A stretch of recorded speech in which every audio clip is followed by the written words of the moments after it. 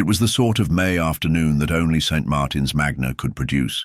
Gentle sunlight filtered through the branches of ancient beeches, birds sang cheerfully from ivy-laced hedgerows, and the scent of roses mingled with fresh-cut grass. Fernley Hall, perched with modest grandeur at the edge of the village, had not hosted such a gathering in over 5 years, not since Colonel Barrington's stroke and his daughter-in-law Margaret had taken over household duties.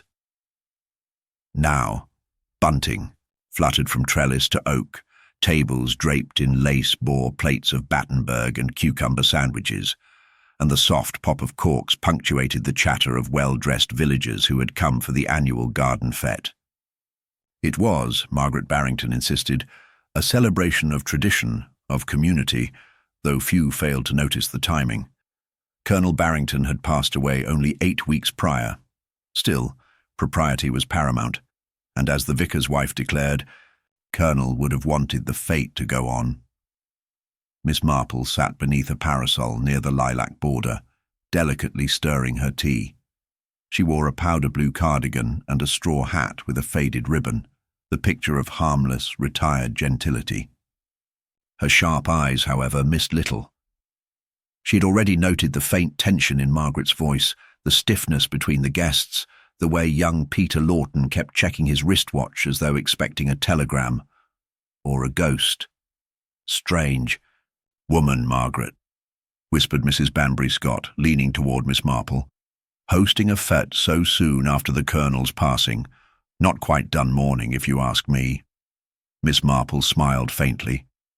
"Some people grieve by returning to order," she said. "Others prefer distraction." The door to the east wing, an unused part of Fernley Hall, had been shut all afternoon. Most assumed it was storage. But Miss Marple glanced at it now, and again, particularly when she noticed Margaret glance that way too, just briefly, between her gracious hostess duties. The housekeeper, Mrs. Creswell, appeared from that direction only once, pale and visibly flustered, before being whisked away by Margaret.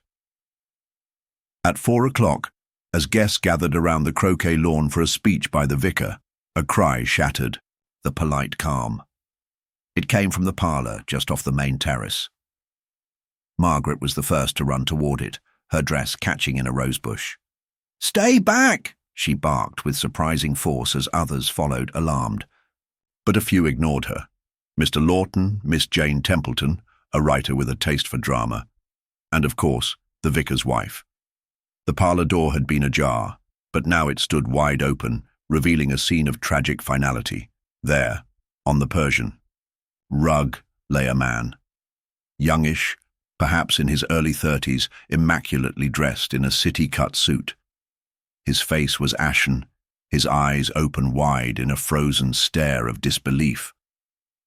On the table beside him sat a glass, untouched but oddly placed, almost ceremonially, near a locked leather satchel. "I say," breathed Mr. Lawton. "That's Gerald Linton, the solicitor, from Paddington." "A heart attack?" someone ventured. "Surely." But then came the second shock. The door to the side corridor, leading into the east wing, was locked, from the inside. "No keyhole," muttered Mr. Lawton, rattling the handle. "Just the sort that bolts from within, but that's not possible. That door hasn't been used since before the war. The room had one entrance and one exit. Neither had been observed opening since the start of the party. The solicitor had not been seen arriving or leaving, and yet there he lay, dead, alone in a room that had locked itself from the inside. Miss Marple, who had arrived moments after the others, quietly approached the scene. She did not speak at once. Her gaze moved from the body to the satchel, to the rug, to the untouched tea service. She did not try the doors, nor ask questions. She simply tilted her head and murmured, "I wonder now what brought Gerald Linton all the way from Paddington, and why no one saw him arrive." No one responded. The fete was over. The peace of St. Martin's Magna had shattered, replaced by whispered questions, gasps, and the unshakable feeling that something had gone very wrong beneath the bunting. and the buttered scones. Miss Marple's tea had gone cold. The air in the parlour had grown heavy with unease. The guests, though ushered gently back to the terrace by a stern constable dispatched from the village station, spoke in subdued voices, their eyes continually drifting toward the shuttered windows of Fernley Hall. A few had already begun to leave, claiming headaches or prior appointments. Though everyone knew, they only wished to escape the growing sense that something terrible had slipped beneath their genteel Sunday routines. Margaret Barrington stood stiffly at the front entrance, her mouth a thin line of composure. She declined. The vicar's offer of company thanked Mrs. Banbury Scott for her concern, and asked, politely but firmly, that no one remain in the house beyond the servants and the local police. Her tone, all clipped civility, brooked no argument. Her eyes, though, those suggested something more fragile, something frayed. Miss Marple did not leave. Not because she considered herself immune to discomfort or disrespectful of tragedy, but because something in the whole scene whispered of disorder, of unnatural haste, carefully disguised as control. She remained quietly seated on the terrace, knitting needles clicking softly, as though to punctuate thought. No one questioned her presence. Miss Marple had a talent for blending into her surroundings, her curiosity disguised beneath a soft cardigan and the modest rhythms of domestic craft. She had observed the initial examination of the body with professional detachment. Gerald Linton, no doubt it was he, confirmed by the few who had met him during his previous visits to Fernley, was found with no visible wounds, no signs of violence. The tea service was untouched, the cup nearest him still steaming. When Margaret had burst in, the leather satchel beside him had been opened by the police, revealing nothing unusual. A notebook, a folded letter on hotel stationery, a set of legal papers bearing Colonel Barrington's name, and an envelope sealed in red wax. That last object now resided with Constable Briggs, who had taken charge while the inspector was summoned from much dithering. What intrigued Miss Marple most, however, was not the contents of the satchel, but the room itself.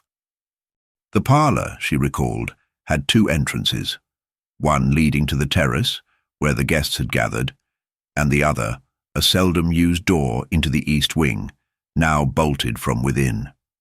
That detail had drawn considerable speculation. "Must have been suicide," muttered Peter Lawton to anyone who'd listen. "Room locked, no sign of forced entry, and that expression looked like a man who knew it was coming." "Don't be ridiculous," countered Jane Templeton, her lipstick a shade too bright for morning. "Who goes to a garden party, sneaks off into a parlour, and drops dead by accident or design? And how did he get in without anyone seeing?" That question lingered. No one had seen Gerald Linton arrive, not the gardener, who'd been pruning near the front gate, not the maids, who had been ferrying trays from the kitchen, and certainly not Margaret, who swore she'd had no word from the solicitor in over a week. "Yet," murmured Miss Marple to herself as she wound a length of soft wool into place, "his glass was set for tea. A small thing, that.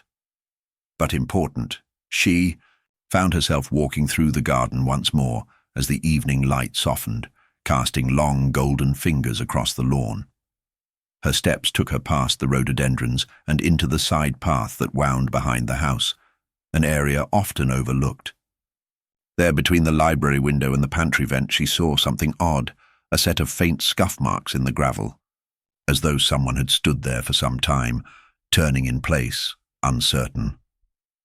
Above the marks was a narrow servant's door, rarely used, and near invisible beneath the shadow of the ivy.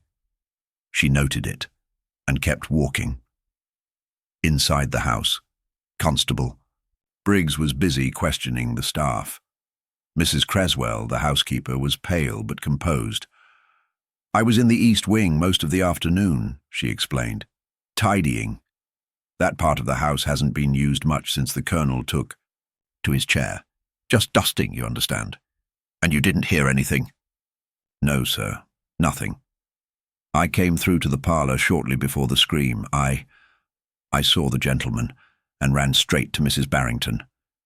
Did you know Mr. Linton was in the house? Her lips tightened. No, sir. Not until I saw him there. Dead. Miss Marple, listening just out of sight, tilted her head thoughtfully. Mrs. Cresswell had always been a precise woman, not prone to hysterics or flights of fancy, but there had been something hesitant in the way she said gentleman, as if the word itself felt unfamiliar in her mouth. She would return to that.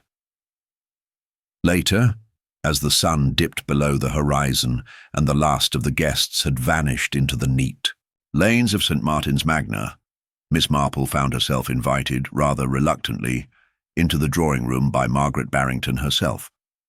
I suppose, Margaret said, pouring sherry into 2 small glasses, you intend to stay until the inspector arrives. I never presume, Miss Marple said with a mild smile, but I do worry when a man dies in a locked room. Margaret gave her a tight look. You think I had something to do with it? Oh, no, dear.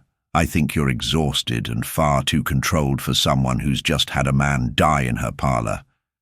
That worries me for quite different reasons. Margaret didn't answer. She sat, her hands folding over one another, restless. You knew Mr. Linton? Barely. He handled some of my father-in-law's financial arrangements.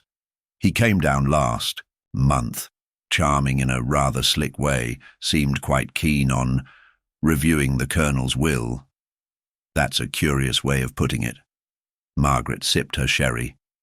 He claimed there might be something irregular in the papers, implied, without, saying that someone might challenge them. Who? I don't know. Perhaps Peter, or that second cousin Agatha. She always felt slighted. Miss Marple's fingers toyed with her knitting bag. And you didn't expect him today? No. If I had, I wouldn't have hosted a fete. Unless, of course, you wanted everyone present for another reason. Margaret's hand tightened on the glass. Are you suggesting I lured him here to kill him in front of a crowd? Not at all. But I do find it puzzling that no one saw him arrive, yet he somehow appeared in the locked parlour, prepared for tea, as if he had been expected by someone. Margaret did not reply. Miss Marple stood. Do excuse me, dear. I think I'll take a short stroll before the inspector arrives. I find dusk brings out the truth in a place. Outside, the breeze had cooled. The house loomed quieter now, Fernley Hall's dark windows reflecting the last embers of light. As she passed the parlour, she paused again. The door to the east wing remained bolted, but she crouched gently and studied the floor beside it.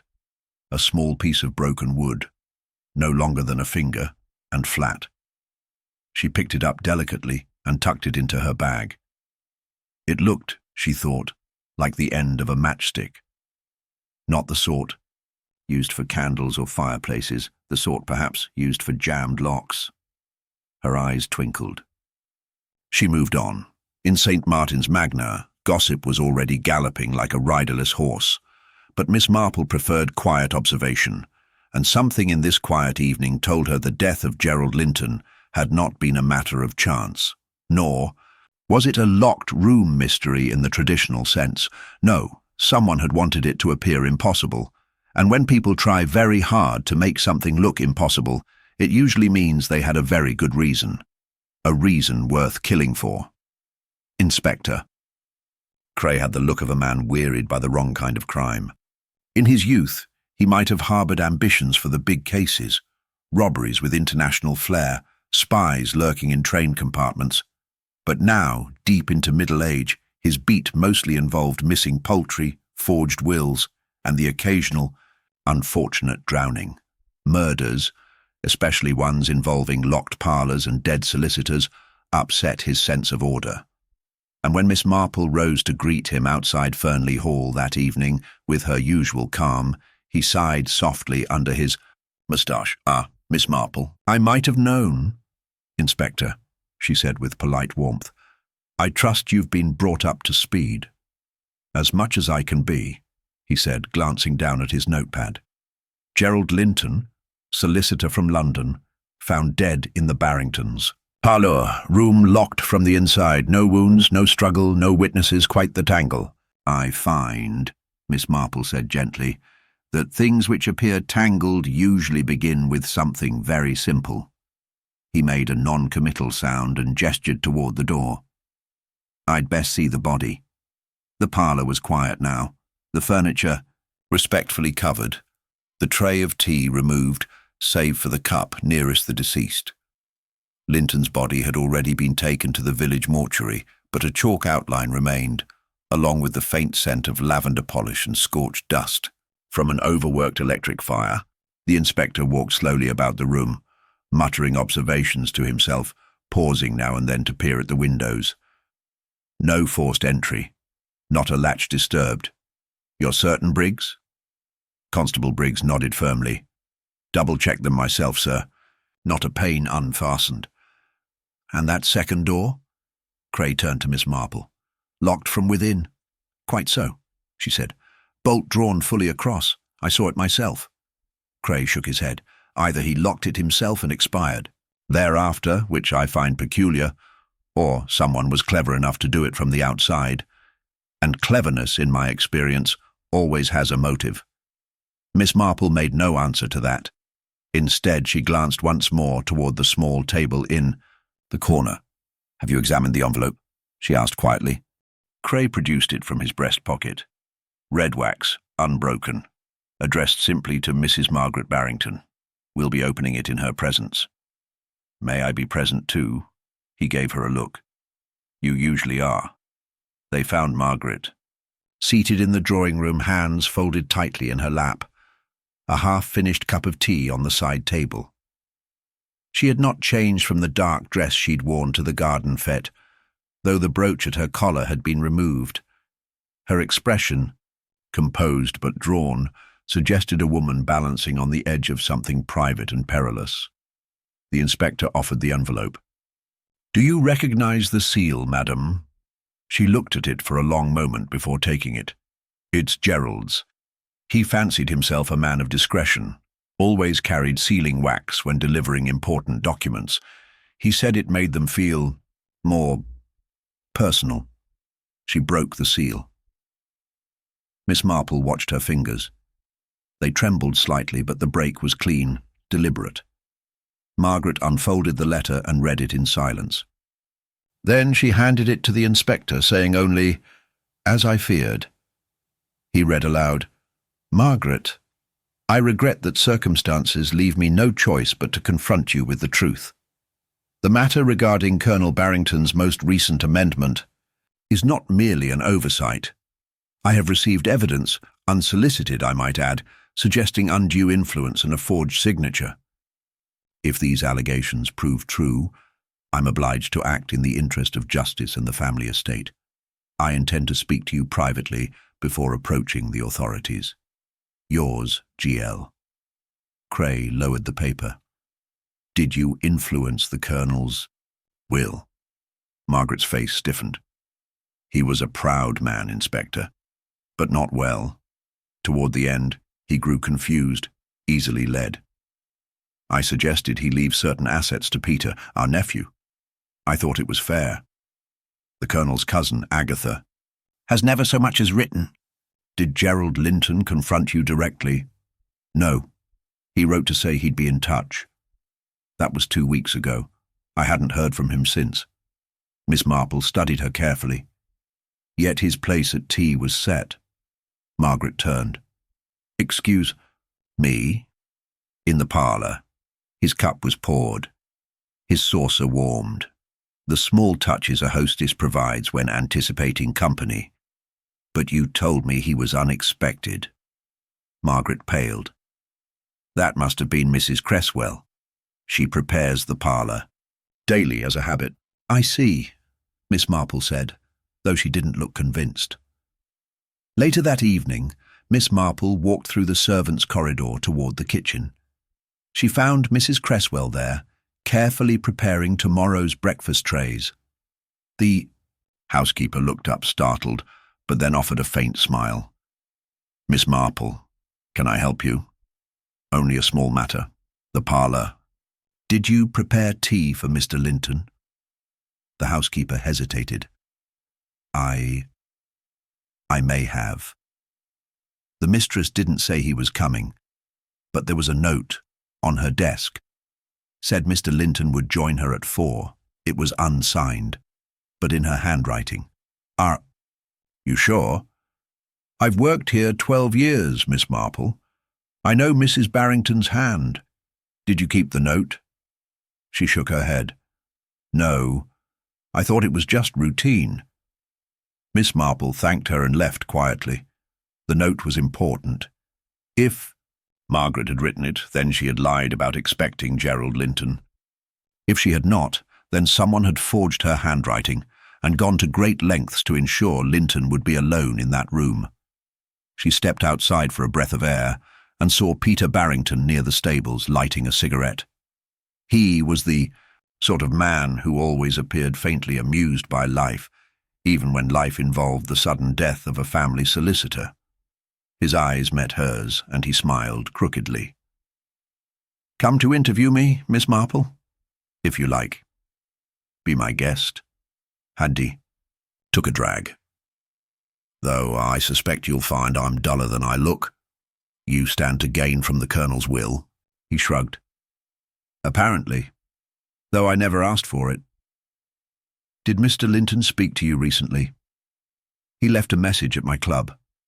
Said he wanted to discuss a legal matter concerning family arrangements. I never rang him back. Honestly, he always struck me as the type who enjoys stirring the pot. He died shortly after arriving. Doesn't that strike you as curious? Peter raised an eyebrow. Everything about this place is curious. I've always said Fernley Hall had too many shadows for its own good. He flicked the cigarette into the grass and walked away. Miss Marple stood in the cooling night, her eyes narrowing. Everyone seemed so confident that Gerald Linton had died from natural causes, or had taken his own life. But if that were true, why lock the second door, why forge a note, and why leave behind an envelope that didn't accuse but merely hinted? No, it didn't feel like suicide, nor like sudden failure of the heart. It felt like a performance, something staged, and in Miss Marple's experience, performances always had audiences, intended or otherwise. She glanced up at the windows of Fernley Hall. Somewhere in that house, someone had watched a man die, and someone else had ensured no one else could see it happen. She would begin again tomorrow, with the satchel. Not just the envelope, but the notebook, the folded letter, the legal drafts. Something in them had disturbed Linton enough to come to Fernley without warning. That kind of trouble left fingerprints, even if not the sort that could be dusted, human fingerprints. The kind Miss Marple knew how to find. She smiled faintly to herself and turned back toward the house. The following morning dawned crisp and clear over the sleepy village of St. Mary Mead, the sort of day that seemed intent on restoring calm, rather than unsettling it further. Yet inside Fernley Hall, the atmosphere was anything but peaceful. Miss Marple sat at the large oak table in the library, a pot of weak tea steaming gently beside her, while Inspector Cray meticulously rifled through the contents of the leather satchel Gerald Linton had carried on the fatal afternoon. Margaret Barrington stood near the window, looking out over the garden with an expression that suggested she was measuring her own resolve against the steady flow of events. Peter lounged in a high-backed chair, his casual demeanour failing to mask a trace of impatience beneath. The housekeeper, Mrs. Cresswell, hovered near the doorway, her eyes darting between the assembled party, as if anxious to escape but unwilling to abandon her post. Cray carefully extracted the documents one by one. Legal drafts, correspondence, notes, he muttered. Nothing overtly suspicious at first glance, but perhaps the devil's in the details. Miss Marple, meanwhile, was focusing on the edges of a folded sheet, slightly crumpled and worn. "May I?" she asked, reaching toward the paper. By all means, Cray said, stepping back. Unfolding it carefully, Miss Marple's eyes scanned the fine script. It was a draft of a new will, unsigned and undated, but its contents were striking. Property, and substantial sums were being redirected away from the Barrington family to an unfamiliar name, Caroline Hastings. Peter raised an eyebrow. That name's never come up before. Indeed, Miss Marple murmured. Not in polite conversation, at any rate. Margaret's hand clenched the windowsill. Who is this Caroline Hastings? She demanded. I've never heard of her. Peter was the first to respond. The Colonel had his secrets, it seems. He mentioned an old flame once or twice. Caroline was the daughter of his commanding officer during the war. They lost touch when she moved abroad. Was the Colonel still in contact? Miss Marple asked. No, not that I know of. Peter's voice was measured, but there was a note of regret. He didn't speak much of her. Inspector Cray jotted a note. So, the Colonel intended to change his will, but never got around to it. That gives us a time frame for when Linton might have become concerned. Precisely, Miss Marple said. And if Mr. Linton arrived to discuss this very matter, he might have had a motive to pressure Mrs. Barrington into accepting the changes, or to warn her against them. Margaret shook her head, her composure faltering for the first time. I would never have agreed to such changes. Peter is family. Caroline is a stranger. Strangers can become family in ways we don't always expect, Miss Marple replied gently. But I wonder whether there might be someone else, someone closer, who stands to lose if the Colonel's affections were divided. Peter's gaze sharpened. Are you suggesting? I'm only observing, Mr. Barrington. The past has a way of creeping into the present. Miss Marple's thoughts turned to the locked parlour, that final stage upon which Gerald Linton had met his end. The door that locked without a key had been a puzzle, but now, with the unfolding evidence, it took on a more sinister tone. The tomb will, the note, the careful preparation of tea, all indicated a calculated plan, not a crime of passion or chance. Tell me, Mrs. Barrington, Miss Marple said, addressing Margaret, when was the last time the Colonel showed you this draft? Will, Margaret's eyes dropped to her hands. He showed it to me 2 weeks ago. He was confused, unsure what he wanted. I tried to explain that certain changes could unsettle the family. And what of Caroline Hastings? Did you ever meet her? No, Margaret answered firmly. I wouldn't allow it. Miss Marple nodded thoughtfully. And Peter, you mentioned a message left at your club. Did you ever inquire about the nature of that family arrangement Mr. Linton wished to discuss? Peter shrugged. I can't. Say I gave it much thought. The man was often involved in other people's affairs. I assumed it was routine. Routine or not, Miss Marple said. Some matters carry more weight than a polite invitation. The inspector, ever practical, stood abruptly. We should question the staff. Someone must have noticed who had access to the parlour that afternoon. The locked door suggests premeditation. It's not a crime of opportunity, Miss Marple agreed, and soon the household staff assembled in the dining room. The gardener, the cook, the maid, and Mrs. Cresswell were present, each offering varying degrees of information, guarded and vague. Mrs. Cresswell was the most forthcoming, though her nervous glances betrayed her unease. I remember Mr. Linton's arrival, she said. He seemed a bit anxious. The mistress was out in the garden when he arrived. I prepared the parlour as usual. The note was on the desk, but I didn't think much of it. Did anyone else have access to the parlour that afternoon? Inspector Cray pressed. Only the mistress and myself, Mrs. Cresswell answered quickly. The others were elsewhere. Miss Marple leaned forward. And the note on the desk, was it signed or marked in any way? Just a scribble, Mrs. Cresswell said. I thought it was from the mistress, so I followed it. Did you see anyone handle it before you prepared the tea? Miss Marple asked softly. "No, ma'am," the housekeeper replied. "I wasn't paying close attention." The maid shifted uncomfortably but said nothing. The cook claimed she had been busy in the kitchen, oblivious to the comings and goings. Peter's expression darkened as the questioning continued. "If no one else had access, then how did the door lock from the inside?" "That's the question," Cray said grimly. "Either Mr. Linton locked it himself before dying, or someone used some device to lock it from the outside. But no one's found anything." Miss Marple quietly examined the lock on the door again. It was a simple mechanism, but old. She gently pulled on the bolt. "I wonder," she murmured, "whether the key itself might hold a secret." "Meaning?" asked the inspector. Miss Marple smiled faintly. If the door was locked without a key, perhaps the key was used, and then removed in a clever manner to suggest it locked from within. "It would require subtlety and knowledge of the house," Cray frowned. "The suspects narrow considerably." Margaret's voice trembled as she spoke. "But who would want to kill Mr. Linton?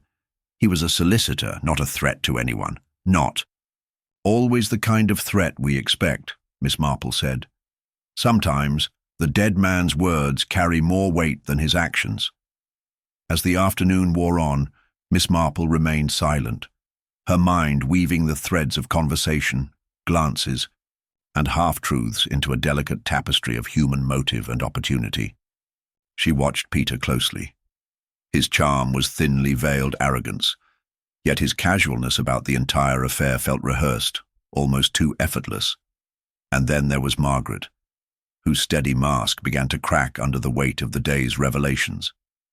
Miss Marple knew that the next days would bring more secrets to light, and with them the answers to the locked door and the mysterious death of Gerald Linton.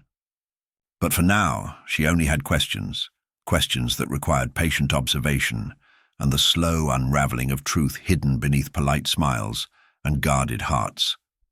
The game had only just begun. Miss Marple spent the evening quietly in her room at Fernley Hall, the soft glow of a shaded lamp casting gentle light over her knitting as she pondered the day's events.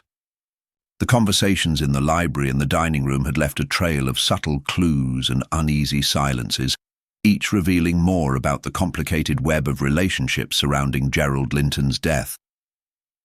She was keenly aware that the appearance of calm in St. Mary Mead was merely a fragile veneer, beneath which currents of resentment and fear churned. The knock at her door startled her from her thoughts. It was Margaret Barrington, pale and weary, dressed for dinner, but with eyes that betrayed sleepless nights. "May I come in, Miss Marple?" she asked hesitantly. "Of course, my dear," Miss Marple replied, setting her knitting aside. Margaret sat down by the window, her fingers twisting nervously in her lap. "I fear this tragedy has brought everything to the surface," she whispered. "Secrets I had hoped to keep buried, regrets I thought were long forgotten." Miss Marple regarded her kindly. "Sometimes it is only through facing such truths that healing can begin. Would you care to tell me what troubles you most?" Margaret glanced toward the door as if fearing eavesdroppers, then leaned in.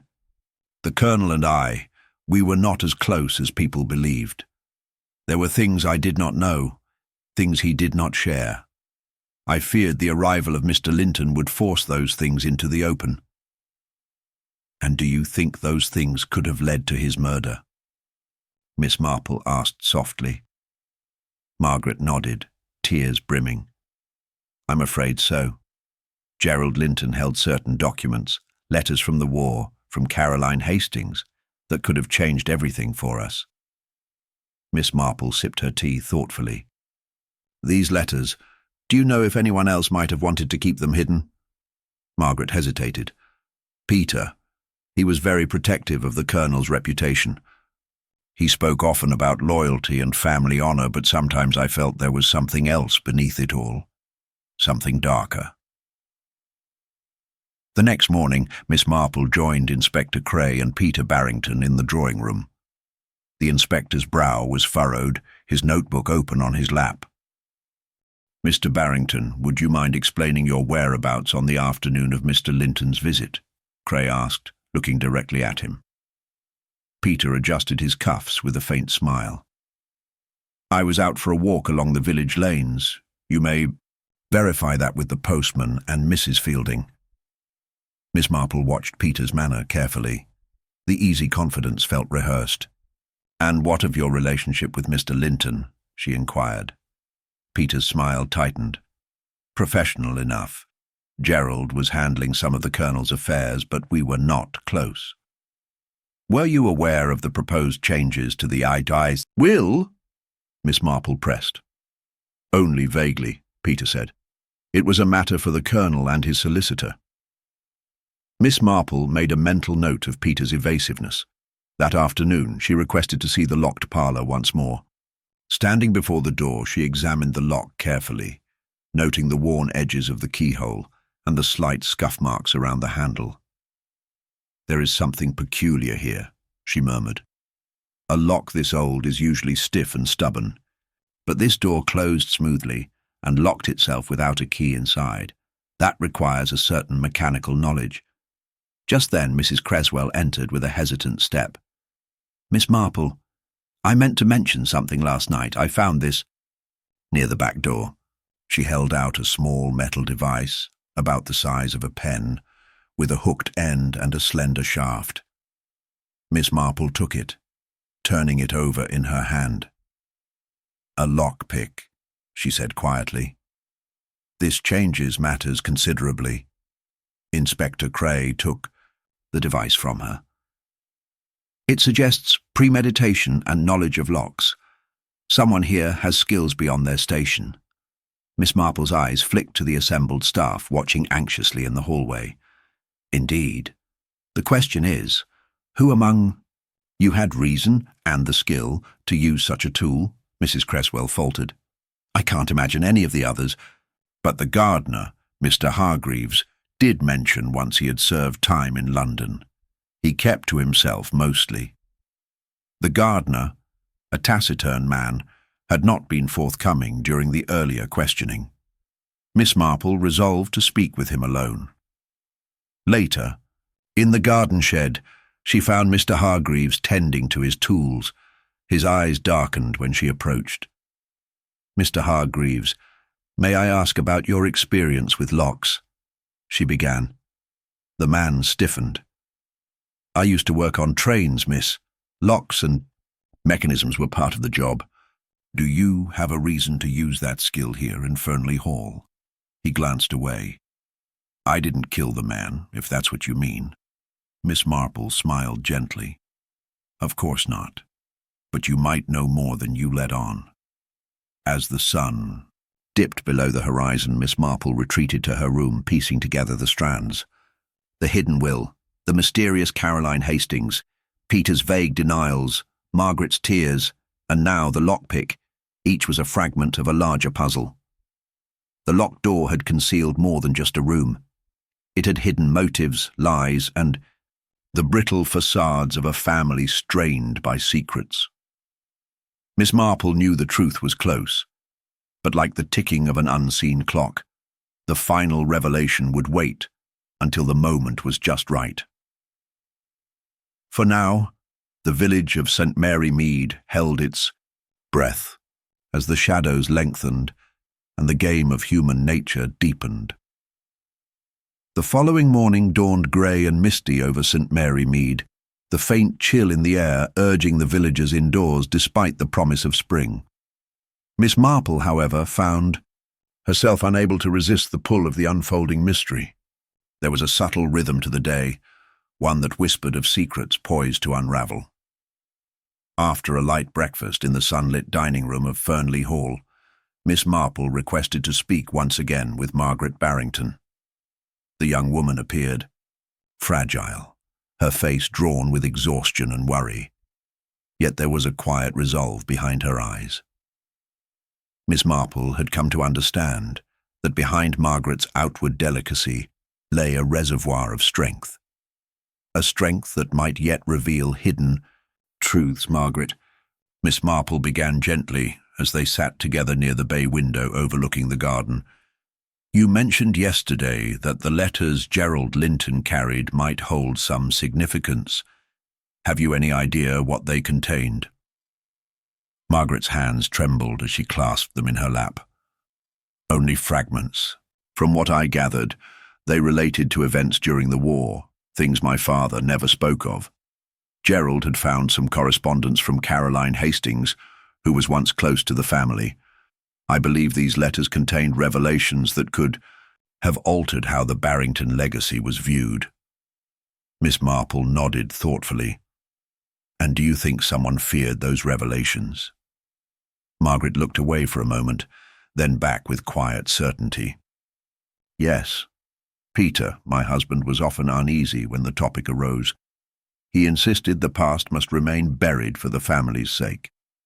Miss Marple's eyes narrowed slightly.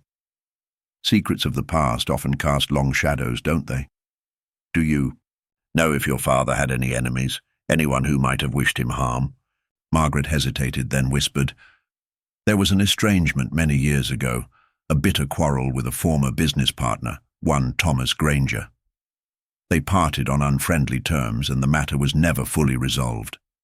The mention of Granger sparked a memory in Miss Marple, a man who had recently returned to the village after years away, running a modest antiques shop on the edge of town.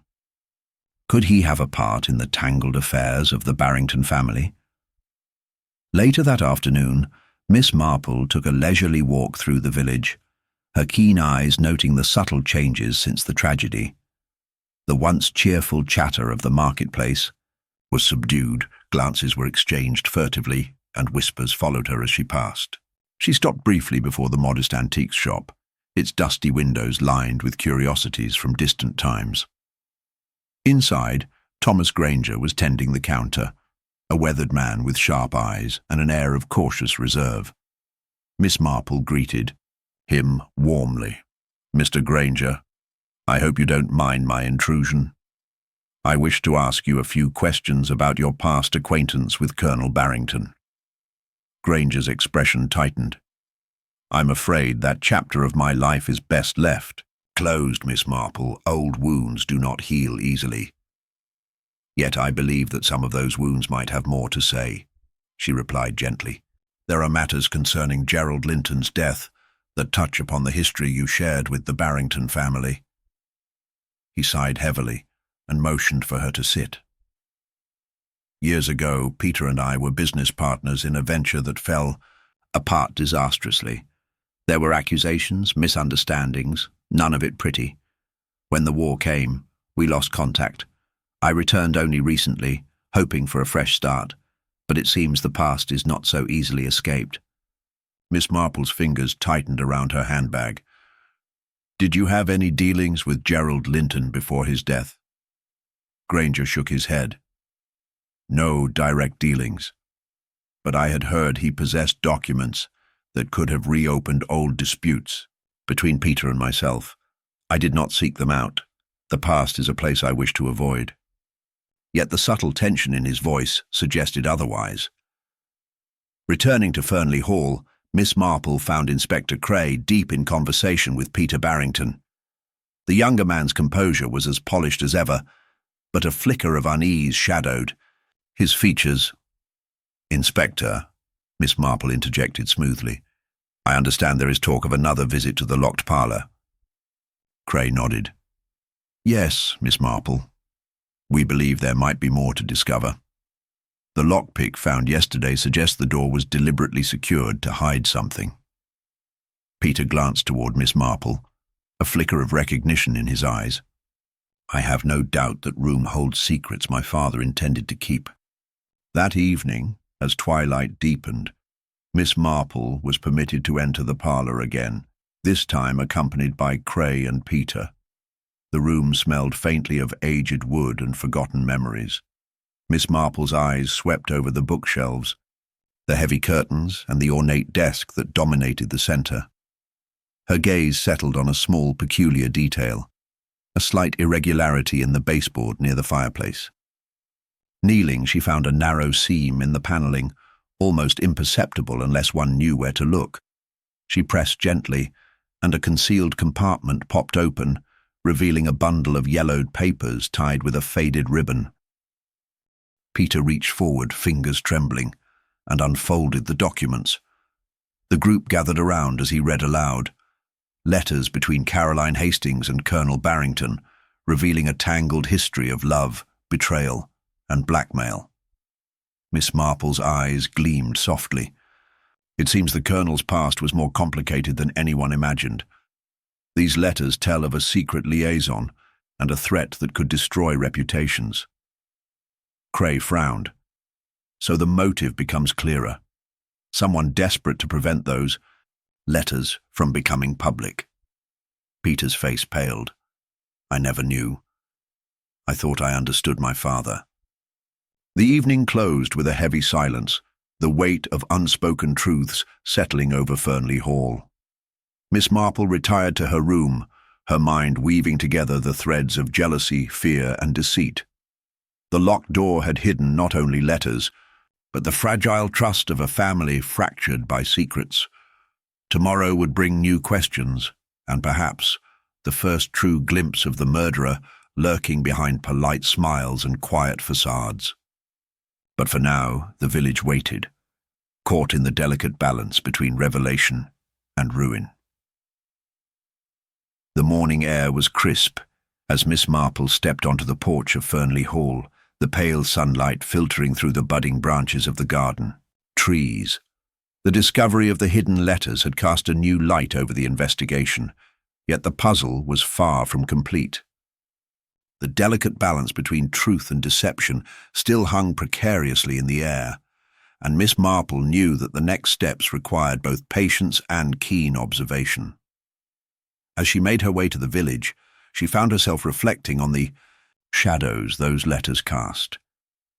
The correspondence between Caroline Hastings and Colonel Barrington was far more than a mere romantic entanglement. It spoke of promises broken, loyalties tested, and threats made in whispered tones. It was a tapestry woven with love and bitterness, and somewhere within it lay the key to understanding who had silenced Gerald Linton.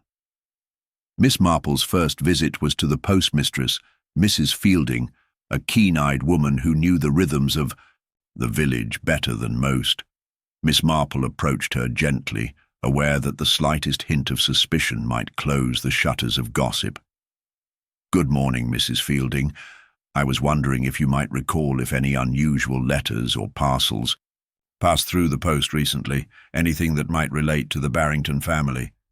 Mrs. Fielding smiled, a crease of years softening her eyes. "Well, Miss Marple, there's always something interesting in the post around here, though most of it is the usual village business. But I did notice a letter, rather thick, sent to the Colonel just a week ago, sealed with a peculiar crest I didn't recognize. It arrived, but was never collected. Do you still have it?" Miss Marple asked.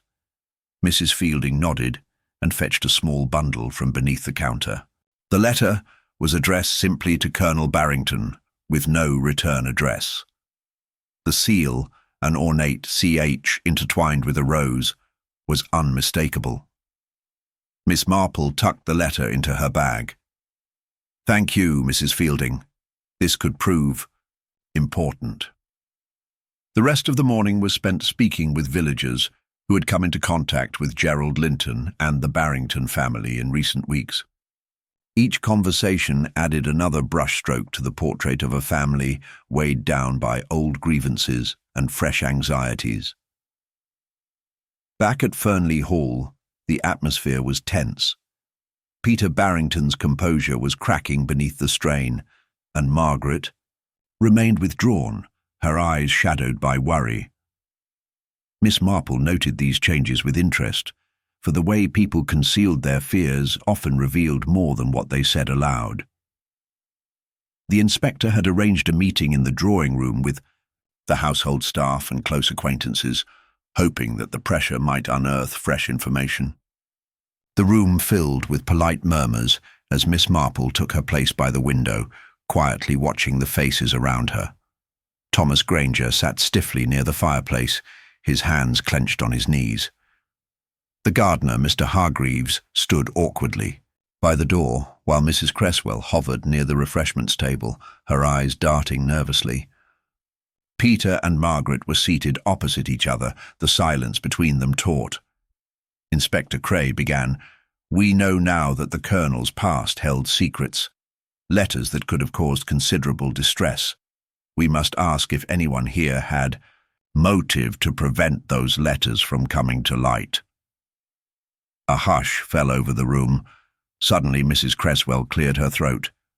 "I may be mistaken, but I saw Peter near the locked parlour late the night before Mr. Linton arrived. He seemed unsettled." Peter's face flushed. "That is a lie. I was in the library all evening." Margaret spoke up softly. "Peter did leave the room briefly that evening. I noticed his absence." Miss Marple's eyes twinkled slightly. "Absence is often a telling presence, don't you think?" The inspector nodded thoughtfully. "Mr. Barrington, we shall need to confirm your movements that night."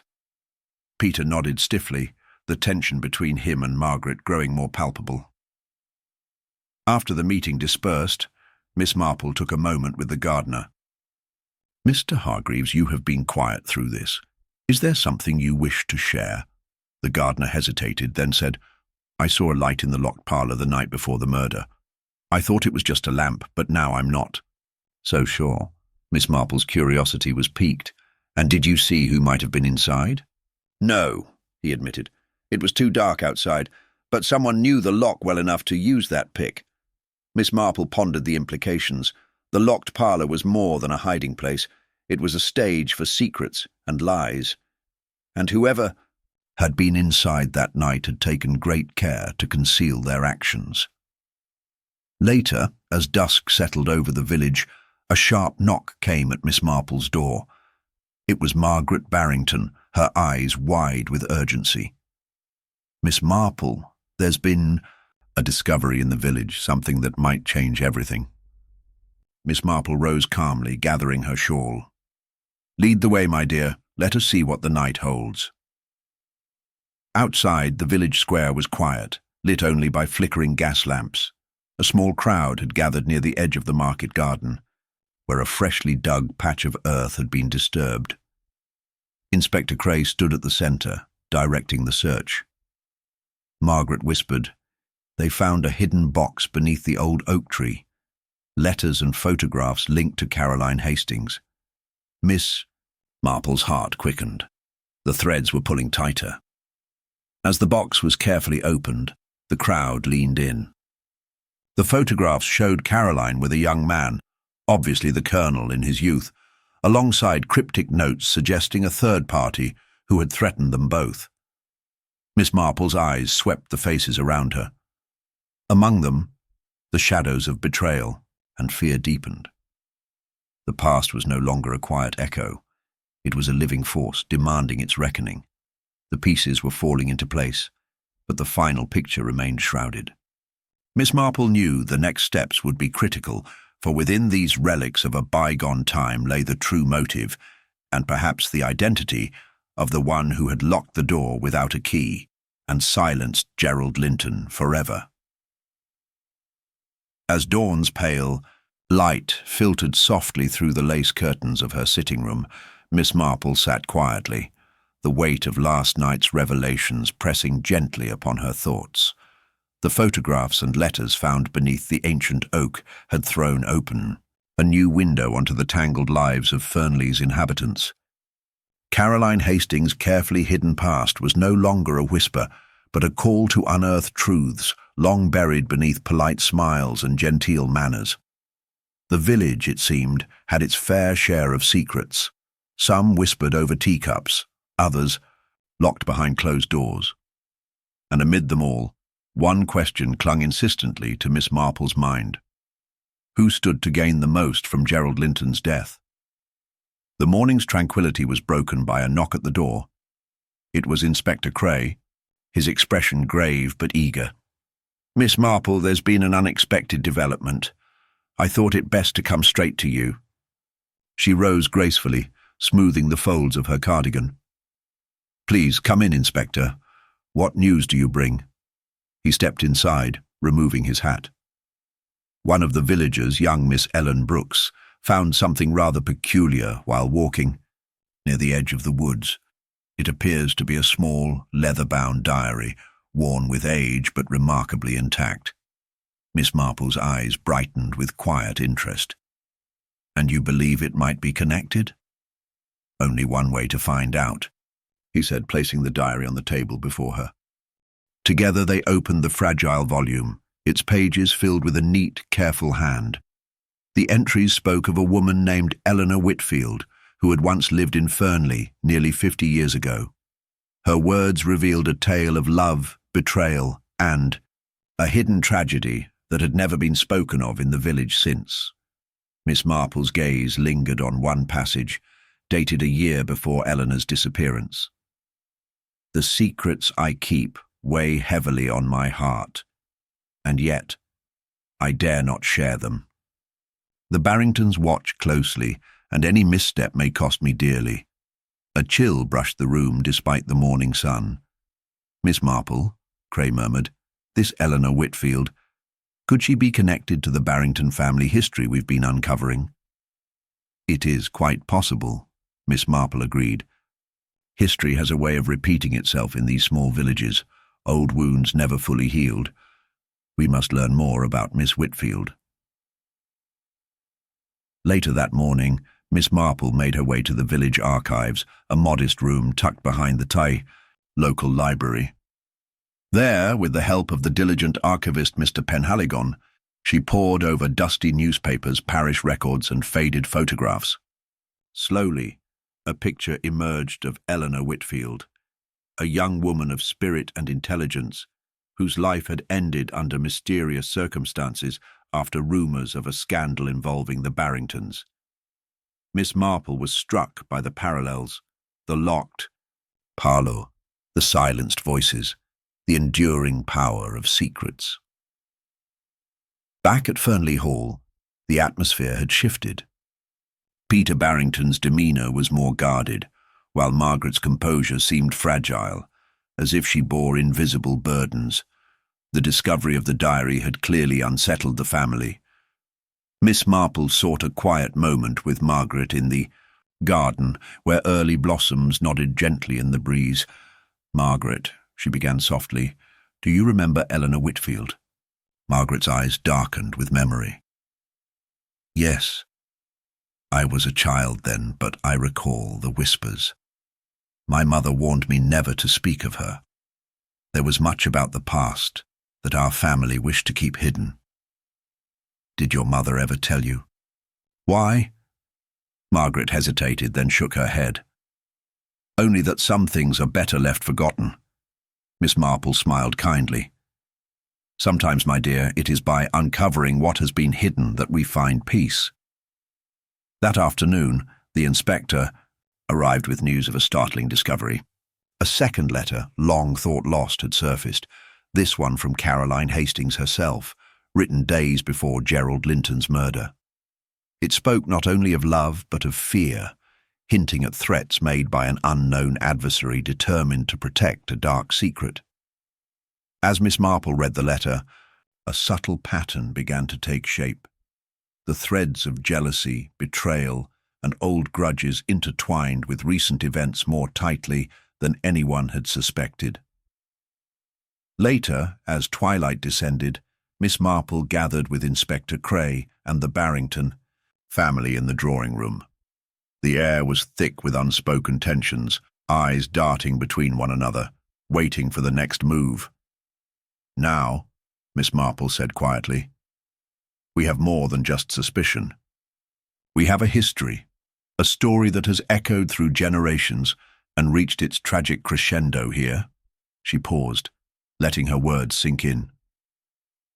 But there remains one question. Who locked that door without a key, and why was Gerald Linton silenced before he could reveal the truth? No one answered, the silence stretching taut.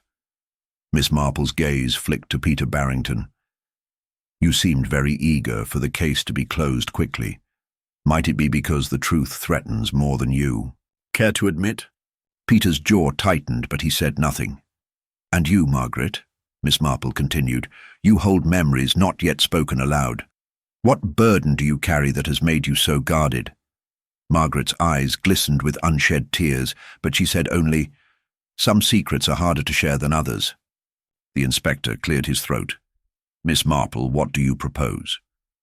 "We must look deeper into the village's past, and listen more closely to what is said and unsaid," she replied.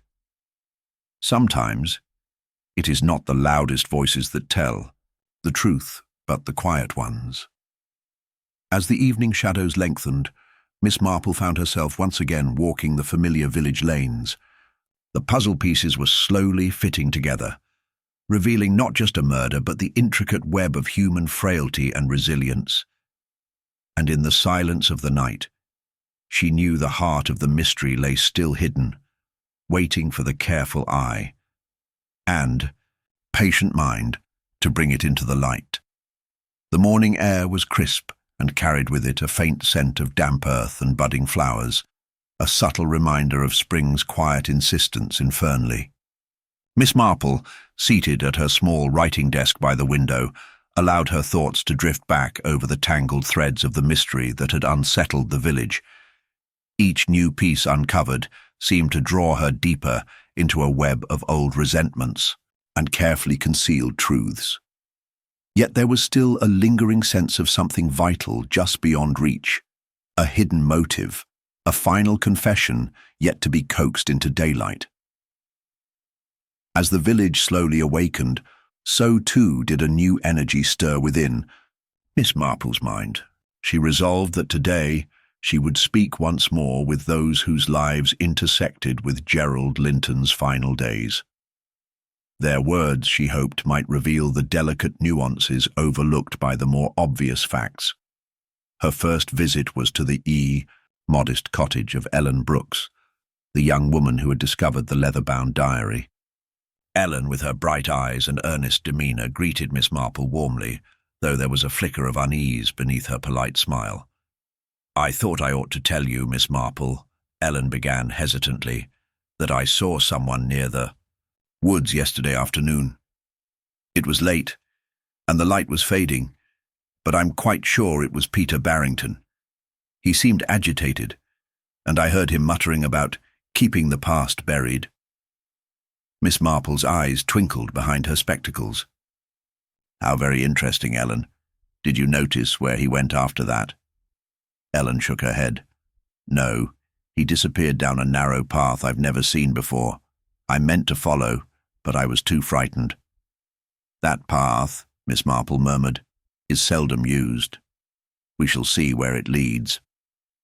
Thanking Ellen, Miss Marple took her leave and made her way toward the edge of the village, where the tangled undergrowth concealed the narrow trail Ellen had described. The path wound through ancient oaks and brambles, twisting and turning until it opened onto a small clearing where a ruined stone wall lay half swallowed by ivy. Miss Marple's gaze was drawn to a series of faint footprints leading toward a dilapidated shed. The door was slightly ajar, creaking softly in the breeze. She pushed it open with care and stepped inside. Within, the dim light revealed a clutter of old farming tools, discarded crates, and beneath a dusty tarp, a box. Carefully, Miss Marple lifted the cover to find a collection of letters and photographs tied with a faded ribbon. Her heart quickened as she realized these could be the missing link between the generations of secrets she had been unraveling. Later that afternoon at Fernley Hall, Miss Marple presented her findings to Inspector Cray and the Barringtons. The letters, written in a delicate script, were from Eleanor Whitfield to a man named Thomas Barrington, Peter's great-uncle. They spoke of a forbidden romance and a promise to expose a grave injustice, a promise never fulfilled. Margaret's composure faltered as she read the letters, her face pale. "I had no idea," she whispered.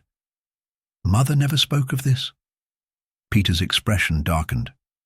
"It was a scandal best forgotten. The family tried to bury it for the sake of reputation." "But at what cost?" Miss Marple asked gently. Gerald Linton was uncovering these truths, was he not? Perhaps that is why someone felt the need to silence him. The room fell silent, the weight of implication hanging heavily in the air.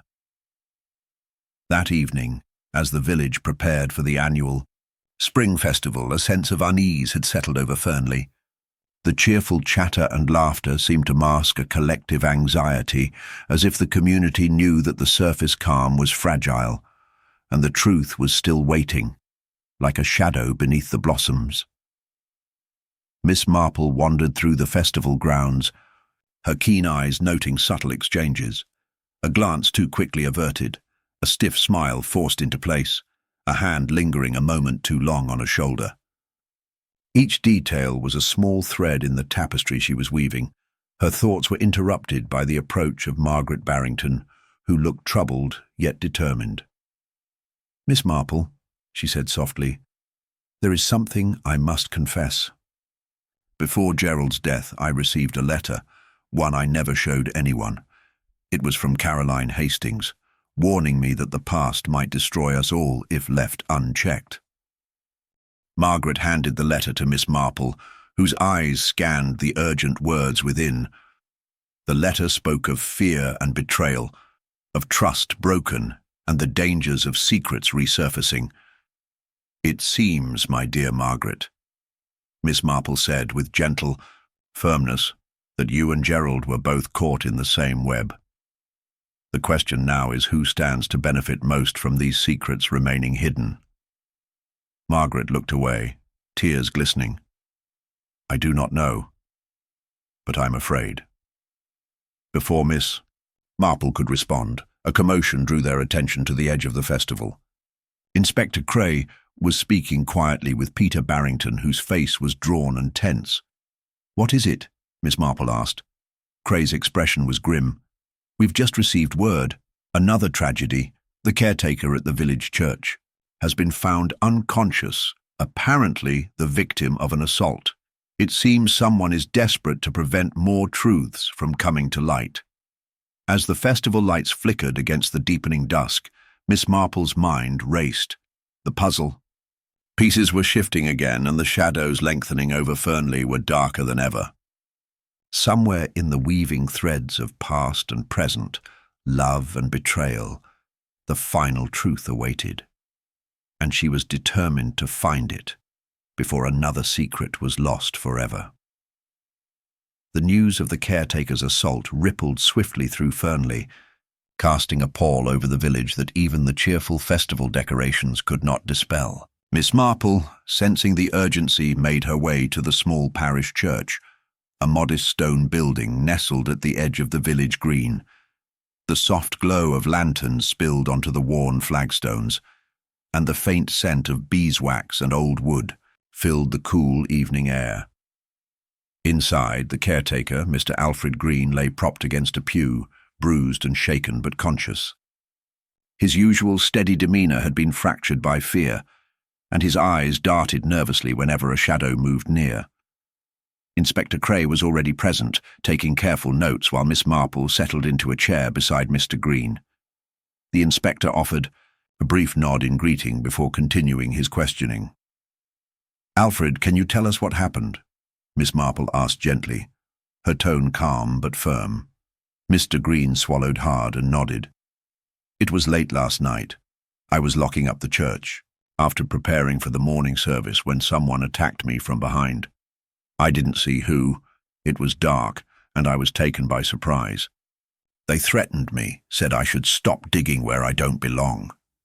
Miss Marple's eyes narrowed slightly, sensing the man's reluctance to say more. "Did they say anything else? Anything that might help us understand why you were targeted?" The caretaker hesitated, then whispered, "They mentioned the Barrington family and warned me not to let the past resurface and ruin everything. I think they feared what I might have found." Miss Marple exchanged a meaningful glance with Inspector Cray. The pieces of the puzzle were falling into place with chilling clarity. The assault was no random act. It was a calculated effort to silence yet another witness. "Alfred," Miss Marple said softly, Have you found anything in the church records or elsewhere that might have disturbed someone? He nodded. Yes, actually. While going through some old ledgers and registers, I came across several entries concerning Eleanor Whitfield and Thomas Barrington. There were notes about a dispute, something about property, and a child born out of wedlock. It seemed hushed up at the time. The mention of a child piqued Miss Marple's interest. It was yet another layer to the already complex tapestry of secrets. Later that evening at Fernley Hall, the atmosphere was tense. The Barrington family gathered in the drawing room, faces drawn and voices low. Margaret paced near the fireplace, her fingers trembling slightly as she clutched the letter from Caroline Hastings. Peter stood by the window, staring into the dark garden as if searching for answers among the shadows. Miss Marple, seated comfortably in her familiar armchair, allowed the family's turmoil to settle around her like a cloak. I believe the assault on Mr. Green is connected to the same fear that silenced Gerald Linton, she said thoughtfully. Someone wishes to keep a certain truth buried beneath layers of time and silence. Peter sighed deeply. Our family has long been haunted by those events. But to resort to violence now, it is terrifying. Margaret's voice was barely audible. If only Gerald had confided in me. Perhaps none of this would have happened. Miss Marple's gaze softened. Secrets have a way of twisting in the dark, my dear. It is only when we bring them into the light that healing can begin. The following day, Miss Marple requested to speak with the village postmaster, Mr. Samuel Collins. He was a small man, with a quick mind and an eye for detail, qualities that often made him an unwitting repository of village gossip and small but important facts. Over tea in her sitting room, Miss Marple inquired about any unusual correspondence or visits that might be connected to the Barringtons or Gerald Linton in recent weeks. Samuel pondered thoughtfully. Well, now you mention it, there was a series of letters arriving here a fortnight ago addressed to Mr. T. Barrington, but the sender's name was smudged. Odd, that. Did the letters remain uncollected? Miss Marple asked. Yes, for the most part. I think they were worried someone else might see them. Intrigued, Miss Marple asked to examine the letters. Samuel fetched a small bundle from a locked drawer, each envelope yellowed with age and carefully sealed.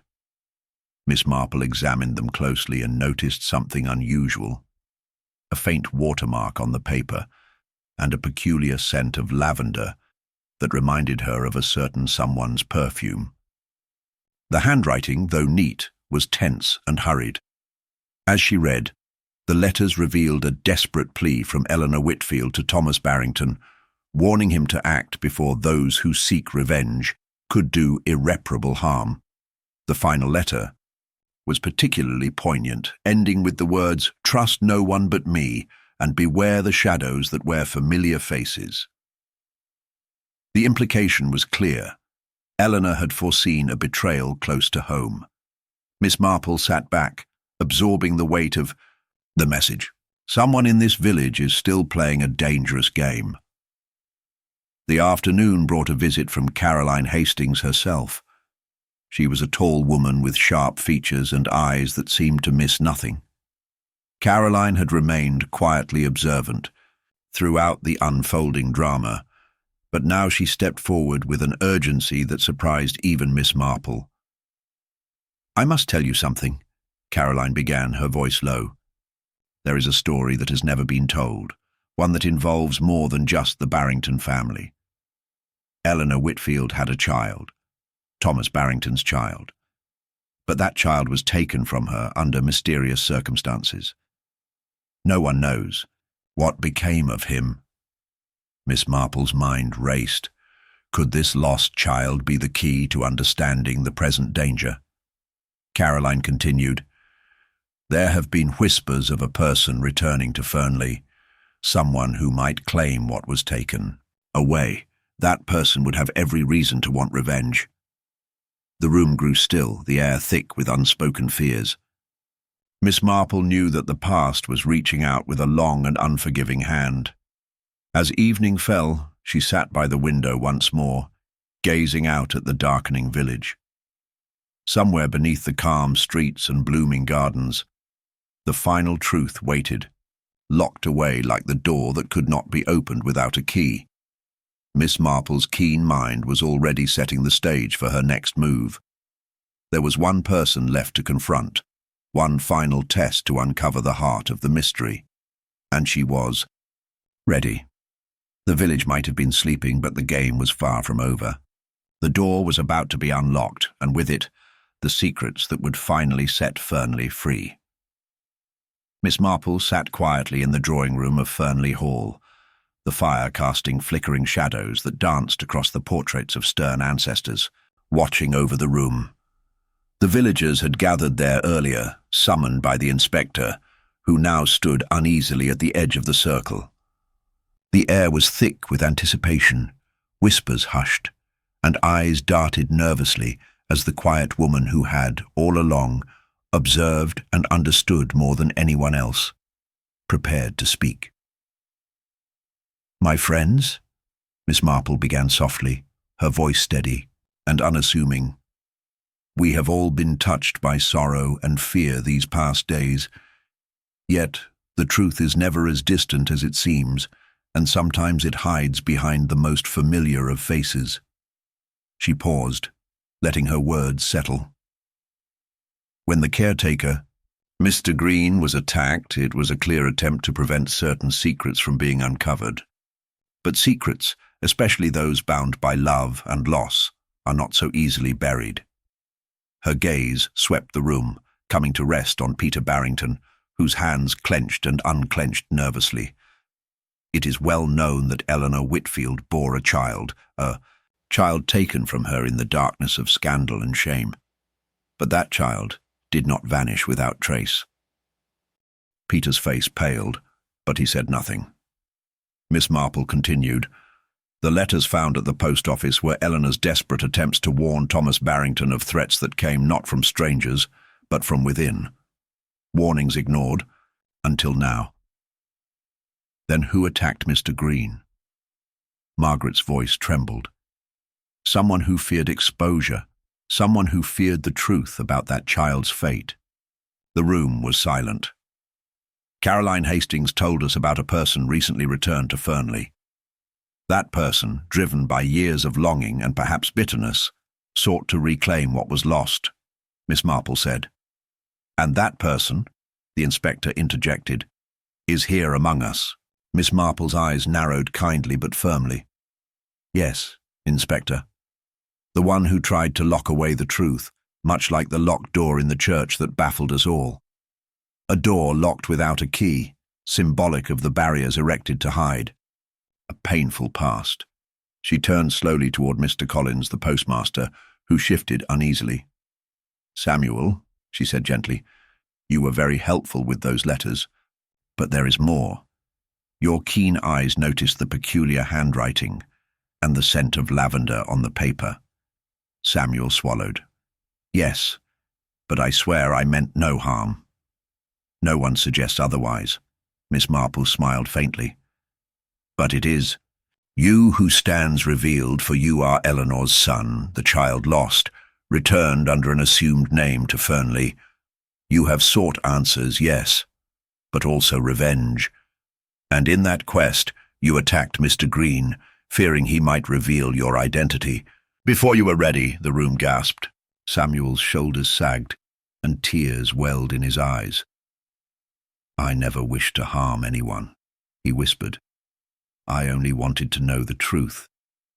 About my mother, my father, about this village that took everything from me." Miss Marple nodded with sympathy. "And in your pain, you became the shadow that sought to silence the past. But the truth, like this door, cannot remain locked forever." Inspector Cray stepped forward to place a comforting hand on Samuel's shoulder. "It's over now. We will see that justice is tempered with mercy." The village sighed, a collective release of tension and grief. mingled with hope. Later, as the villagers departed, Miss Marple remained by the window, gazing once more at the church steeple silhouetted against the moonlit sky. The locked door had been opened, not just a physical barrier, but the walls of silence and secrecy that had bound Fernley for decades. Human nature, she mused softly to herself, is a curious thing. It hides its darkest fears beneath the guise of civility, yet it yearns for understanding and forgiveness all the same. With a gentle smile, she settled into her chair, content that for now peace had been restored and the village could begin to heal.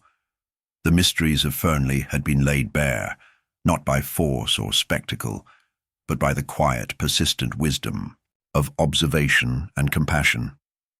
Miss Marple's work was done, and the door that locked without a key had finally been opened.